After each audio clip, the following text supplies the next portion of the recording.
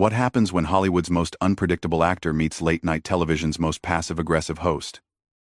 You're about to witness one of the most uncomfortable interviews in talk show history, where what started as routine promotion turned into an absolute disaster that left audiences stunned and one A-list celebrity walking off set. Make sure you subscribe and drop a comment below because this story is absolutely wild.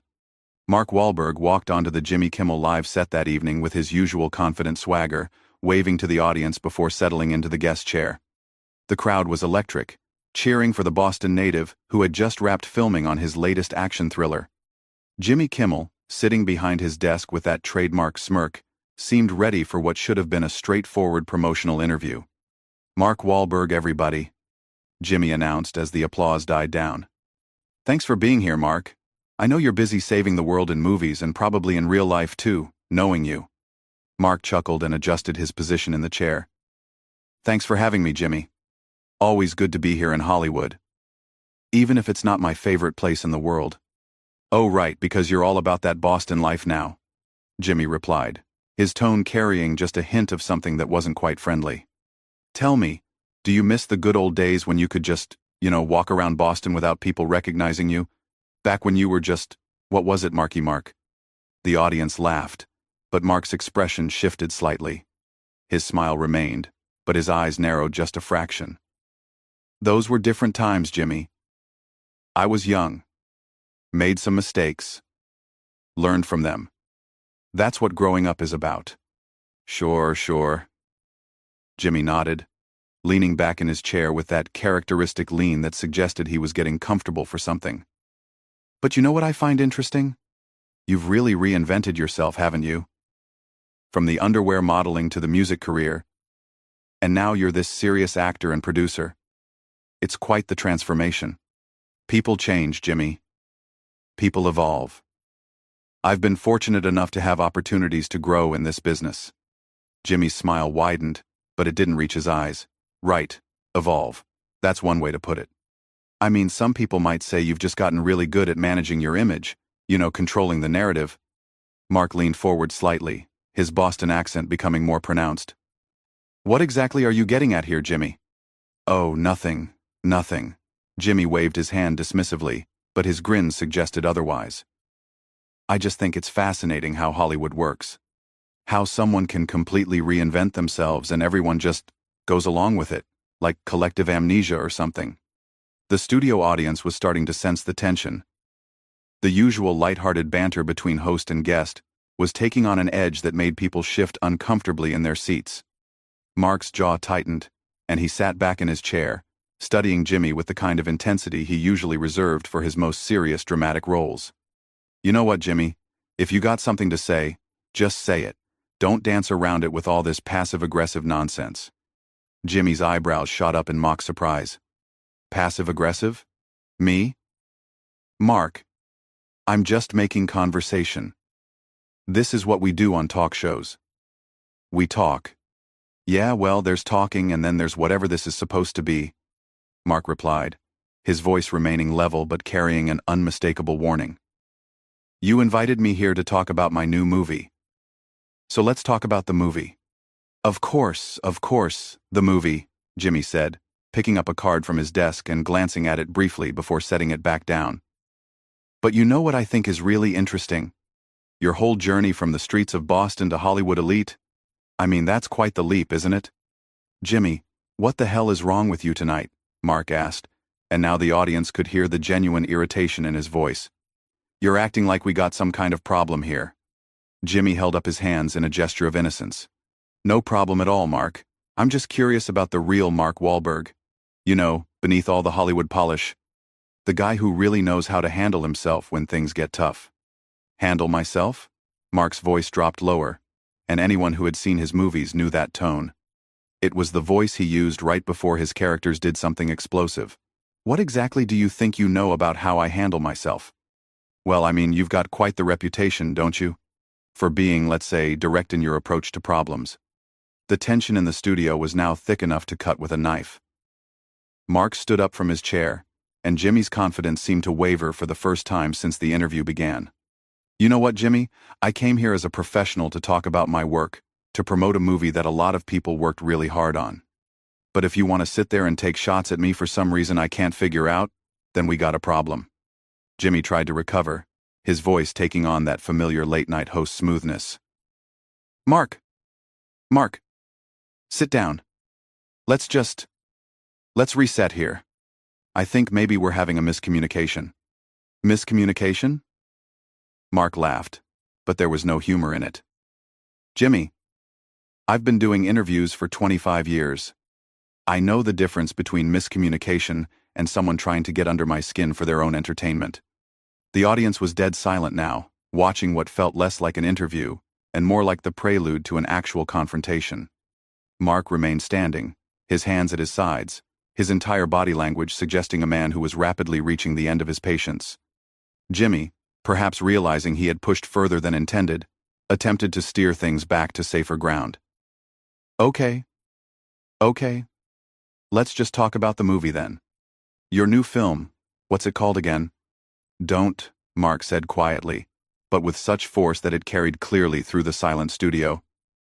"Don't pretend like you don't know what you're doing here."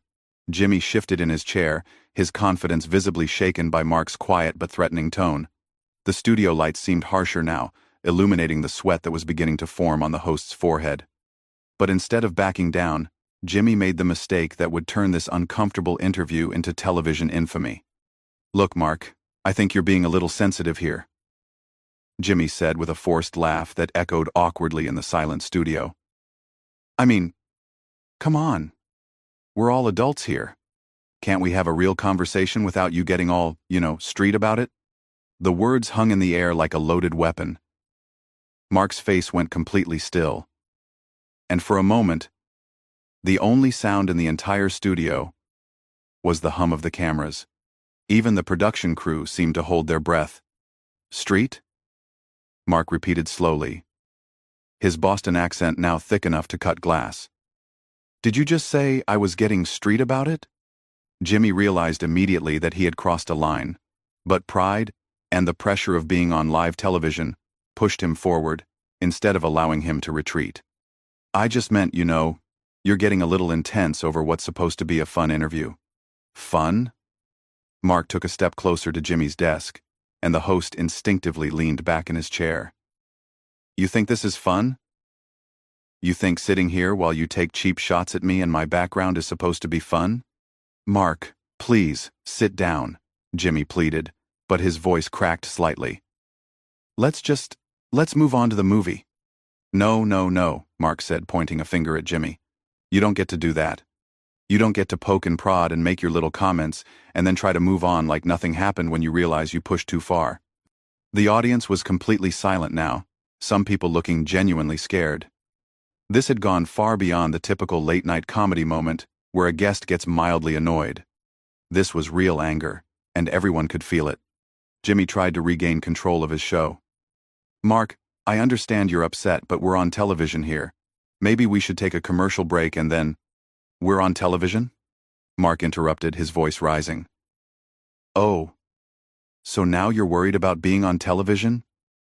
You weren't worried about that when you were trying to embarrass me in front of your audience." "I wasn't trying to embarrass you," Jimmy protested weakly. "Really? Then what would you call it? Because from where I'm standing, it looks like you brought me here to be your entertainment for the night. Like I'm some kind of dancing monkey who's supposed to smile and take whatever garbage you want to throw at me." Jimmy's face flushed red, and his own temper finally began to show. "Look, Mark, I've had hundreds of guests on this show, and I've never had anyone react like this to simple interview questions." "Simple interview questions?" Mark laughed bitterly. "Jimmy, you've been taking shots at me from the moment I sat down. You questioned my authenticity, you mocked my background, and then you had the nerve to call me street when I called you out on it." "I was just doing my job," Jimmy snapped back, his voice rising to match Mark's intensity. "This is a comedy show, Mark. Everything isn't some personal attack against you." "Your job?"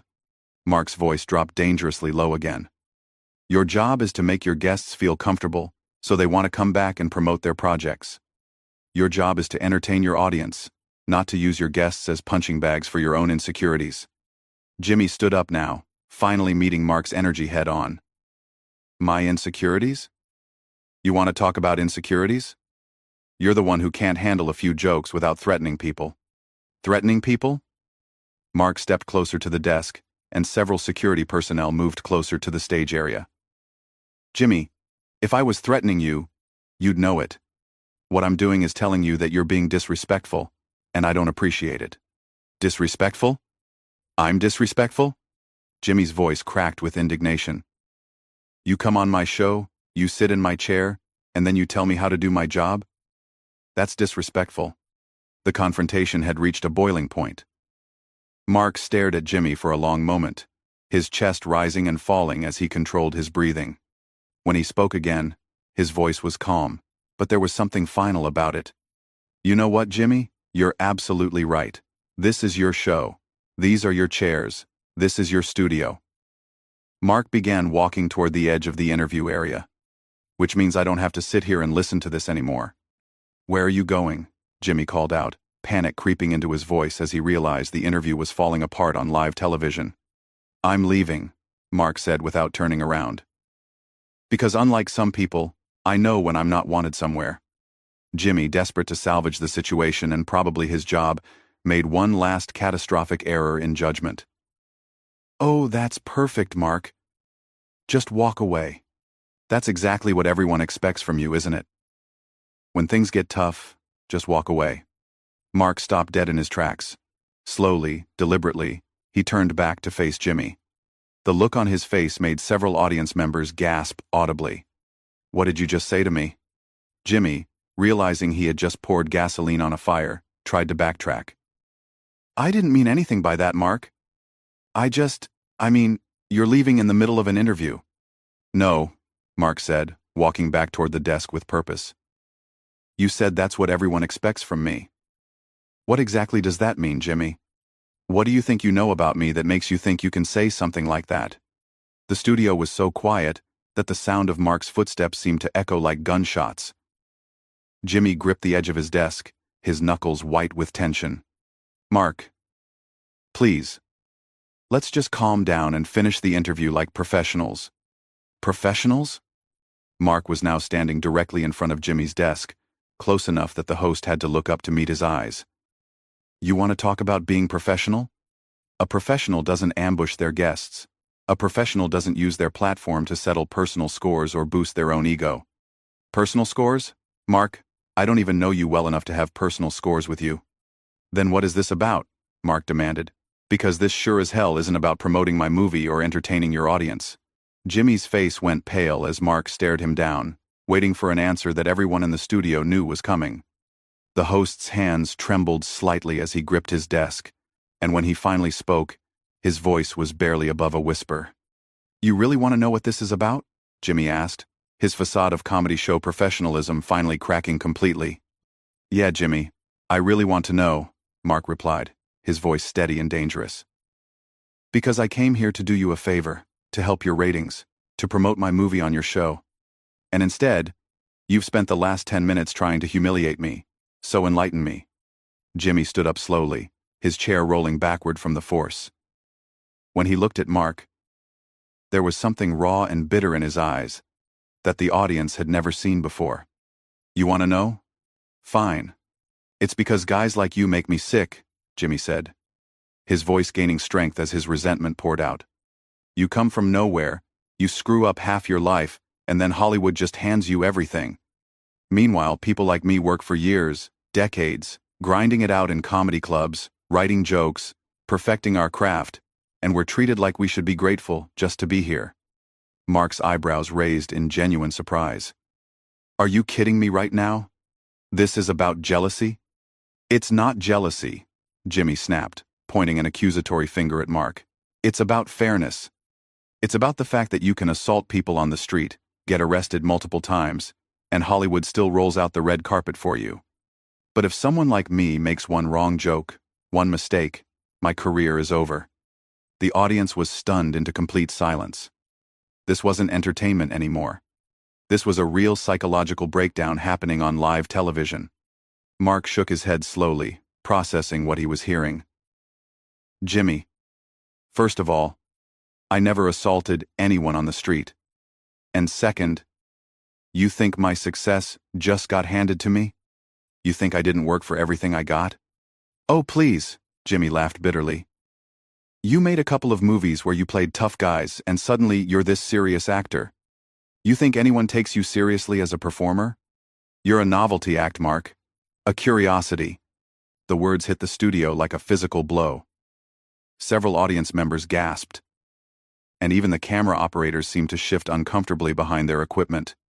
Mark stood completely still for a moment, absorbing the insult. A novelty act, Mark repeated slowly. That's what you think I am. That's what you are, Jimmy pressed on, apparently unable to stop himself now that the floodgates were open. You're famous for being the guy from Boston who got lucky. Meanwhile, actual comedians, actual entertainers, we have to scratch and claw for every opportunity. Mark nodded thoughtfully, as if genuinely considering Jimmy's words. When he spoke again, his voice was calm, almost conversational. You know what, Jimmy? You might be right about some things. Maybe I did get some lucky breaks. Maybe Hollywood gave me opportunities that other people deserved more. But there's one thing you're completely wrong about. What's that? Jimmy asked, his voice dripping with sarcasm. You said if you make one mistake, your career is over. But that's not true, is it? Because you're making a huge mistake right now, on live television, in front of millions of people, and somehow I doubt this is going to end your career. You know why? Jimmy didn't answer, but his confident expression was beginning to falter. Because you're going to spin this, Mark continued. You're going to go on other shows and talk about how I overreacted, how I couldn't take a joke, how I'm this volatile Hollywood prima donna who attacked poor little Jimmy Kimmel for just doing his job. And people will believe you, because that fits the narrative better than admitting that you're a bitter, jealous host who used his platform to try to tear down a guest. Jimmy's mouth opened and closed like a fish out of water. That's not I wouldn't. You wouldn't what? Tell the truth? You've been lying to your audience for the last 15 minutes about what this interview was supposed to be. You brought me here under false pretenses so you could take your shots and feel better about yourself. The host's voice rose defensively. I brought you here to do an interview, which is exactly what we're doing. No, Jimmy, this isn't an interview. An interview is when you ask questions to learn something about your guest or to help them promote their project. This is a hit job. This is you using your position of power to try to make me look bad because you're insecure about your own success. Jimmy's face flushed bright red. Insecure? You think I'm insecure? I have my own show, Mark. I have millions of viewers every night. I don't need to be insecure about anything. Really? Then why are you so angry about my success? Why does it bother you so much that Hollywood gave me opportunities? If you're so secure in your own accomplishments, why do you care what happens to me? The question hung in the air like a challenge. Jimmy looked around the studio as if searching for support, but found only the uncomfortable faces of his audience and crew. When he spoke again, his voice was quieter, but the venom was still there. Because it's not fair, he said simply. It's not fair that guys like you get to skip the line while guys like me have to wait our turn. Mark stared at him for a long moment, and when he replied, there was almost pity in his voice. Jimmy, there is no line. There is no fair. There's just people working as hard as they can and hoping for the best. And if you spent half as much energy on your own craft as you do resenting other people's success, maybe you wouldn't be sitting here at 2 a.m. attacking your guests because you're bitter about your own life. My own life? Jimmy's voice cracked with rage. Don't you dare psychoanalyze me. You don't know anything about my life. You're right, I don't, Mark agreed. But I know what I see right now. I see a man who's so unhappy with himself that he can't stand to see other people succeed. I see someone who's more interested in tearing people down than building anything up. And honestly, Jimmy, that's just sad. I lay 8. Jimmy slammed his hand on his desk, the sound echoing through the silent studio like a gunshot. Don't you dare feel sorry for me. I don't need your pity, and I don't need your amateur psychology. I'm not giving you my pity, Mark said, stepping back from the desk. I'm giving you some free advice. Figure out what's really bothering you, because it's not me. I'm just the guy who happened to be sitting in your guest chair tonight when you decided to have your breakdown. The studio fell into an uncomfortable silence that stretched for what felt like hours. Jimmy stood behind his desk, breathing heavily, while Mark remained calm and composed despite everything that had just transpired. Finally, Jimmy seemed to realize where he was and what had just happened.